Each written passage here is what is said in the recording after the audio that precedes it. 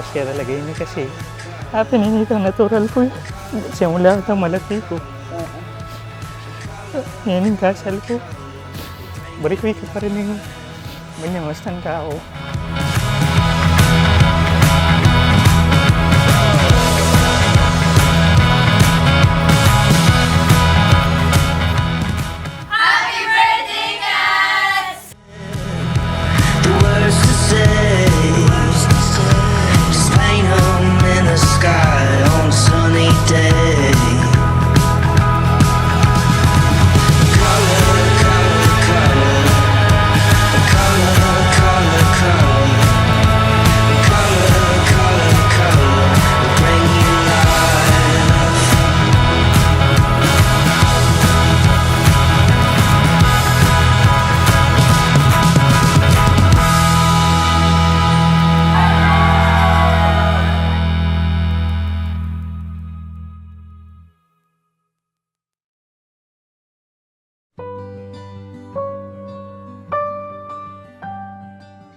Nagkakilala kami ni Katrina sa pamamagitan ng isang kaibigan namin na kinuha ko yung detalye kay Katrina. Tapos hanggang sa mini-message ko siya pero hindi niya ako nire-replyan nung una.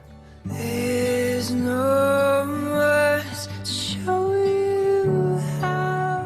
Siguro for almost a year, si Son, nagme-message siya sa akin.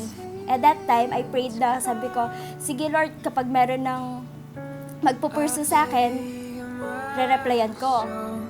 Pour it out at your feet.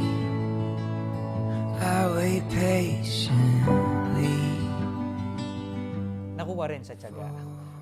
Nag-reply na siya, then yun na yung umpisa ng communication na. Oh, I will forever and always. 6 months, nag-pray ako. Sabi, sige, pwede na, sabi ko. Then, yun. The rest is history. Right to my last breath frozen. Oh, I am yours, you are mine. My heart beats for you alone. No house can hold the love that we own. Every time you fall from grace to your knees, I'll wait patiently for you. Ikaw yung babaeng matagal ko nang pinapanalangin. At ngayong nandito na tayo,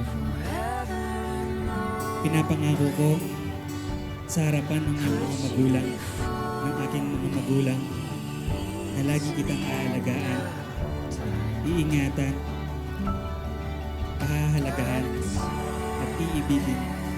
Today, as we stand in front of God, in front of our loved ones, I promise that you will always be my second priority next to God. I promise to be your number one loyal supporter in everything. It may be career or just a decision you need to make. I will respect and honor you as my husband. Forever means my love. Someday we'll see. Forever means my love. Someday we'll see. Forever means my love. Someday we'll see. Forever means my love.